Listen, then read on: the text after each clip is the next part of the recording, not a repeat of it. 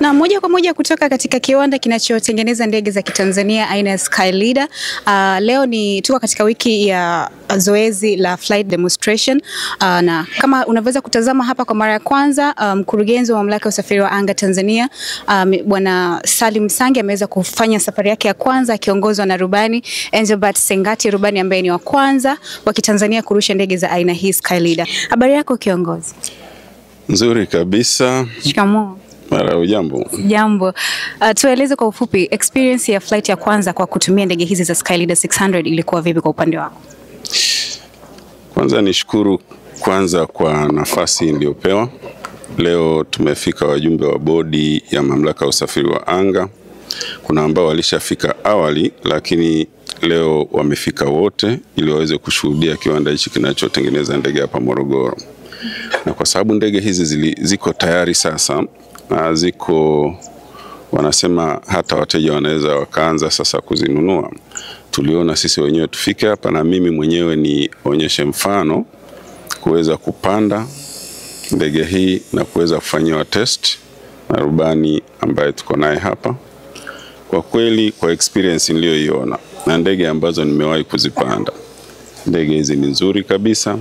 Nimeruka, tumezunguka anga la Morogoro, alikuwa ananionyesha maeneo mbalimbali ambayo kwa barabara nilikuwa sijawahi kuyaona. Tumepita mpaka SUA, maeneo mengine mengi tu. Sasa mimi niseme tu kwamba ndege hizi ni ndege safi kama ndege zingine zozote, ziko very stable angani. Kwa hiyo mimi niseme kwa wale ambao walikuwa wanadhani ndege hizi labda ni za Tanzania, zimetengenezwa Tanzania, ziko tofauti na ndege nyingine, waondoe wazo hilo kabisa. Ndege hizi ni kama ndege yoyote nyingine inayotengenezwa duniani. Kampuni hii ina matawi mengi duniani ikiwa ni Marekani, Czech, China na sehemu zingine duniani. Kwa hiyo standard ambayo inatumika kwenye kutengeneza ndege hizi ni ile ile inayotumika maeneo mengine duniani. Kwa hiyo ni ndege bora, ni ndege ambazo zinafuata viwango vya kimataifa, na wale ambao wanataka kuzitumia ndege hizi wasiwe na wasiwasi kabisa. Mamlaka ya usafiri wa anga imesimamia ubora wa ndege hizi toka mwanzo zinapoingia kwenye manuals, wanatumia manuals za kimataifa za kutengeneza ndege hizi. Na ndio maana mimi sikuwa na wasiwasi kabisa.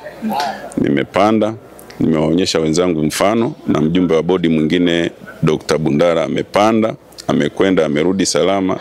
Kwa hiyo ingekuwa naogopa mimi mwenyewe nisingeingia. Kwa hiyo nimeona nionyeshe mfano na wengine ambao walikuwa wanadhani hizi ndege mbona sio salama. Kwa nani ambaye anataka kupanda kitu ambacho ana uhakika nacho? Kwa hiyo mimi ilikuwa ni mfano nimeuonyesha, na ni mfano kwa wengine ambao wanataka kutumia ndege hizi kwamba ziko salama, ni bora kama ndege zingine zozote ambazo zinatumika nchini na duniani kote. Asante sana. Kama kiwanda cha kwanza cha Kitanzania kutengeneza ndege za Kitanzania kwa hapa nchini, kunaleta tija gani uwepo wa kiwanda hiki katika sekta ya anga Tanzania? Mimi naona mafanikio makubwa ni mawili. Kwanza, ukiangalia katika Afrika Mashariki ndio kiwanda cha kwanza kinachotengeneza ndege. Nadhani South Africa pia wanafanya, lakini kwa Afrika Mashariki sisi ni wa kwanza. Alafu pia wanaotengeneza ndege hizi ukiangalia kwenye kiwanda hiki, yani kwenye production, ni Watanzania wengi walioko hapa. Ukiacha huyu mzungu ambaye ni quality manager ambaye anawaongoza, lakini imewapa ajira Watanzania wengi. Ukiangalia rubani huyu ni Mtanzania, ukiangalia kwenye production pale walioko ni Watanzania, wanatengeneza japo kwa maelekezo, lakini pamoja wanafanya kwa maelekezo, lakini hiyo ndio experience inakoanzia.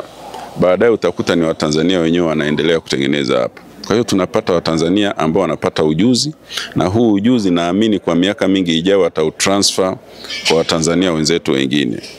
Pia kama mlivyosikia kwenye maelezo yao hapa mwanzoni, wameanza kupartner na vyuo vyetu nchini kama NIT. Kwa hiyo wakianza namna hiyo, na hakika tutaanza kutengeneza marubani hapa nchini, marubani wa hizi ndege, na wameeleza kwamba hizi sasa hivi ni ndege ndogo za abiria mmoja, lakini wanakoelekea sasa hivi wanaangalia uwezekano wa kutengeneza ndege kama za abiria 4 na zaidi. Kwa hiyo hayo ni maendeleo makubwa. Kwanza tutapata mafundi wengi wa ndege wanaoweza kutengeneza ndege kama hizi na zingine. Pia tunapata wataalamu ambao watafundisha wengine. Pia tunakoelekea tutapata vyuo ambavyo vitakuwa vinatengeneza tunatengeneza marubani wengi ambao sasa hivi kwa kweli tuna uhaba wa marubani. Kwa hiyo wakiingia na kwenye kufundisha marubani, naamini kuwa lile tatizo la kuwa na marubani wa kutosha, kwa sababu industry yetu inakuwa, tutakuwa tunalitatua. Shukrani sana. Asante sana.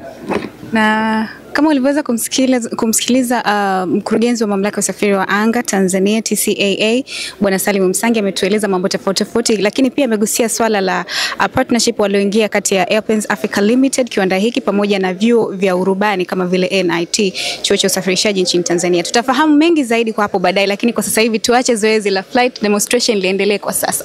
Hadi wakati mwingine, endelea kutufuatilia kama Aviation Tanzania.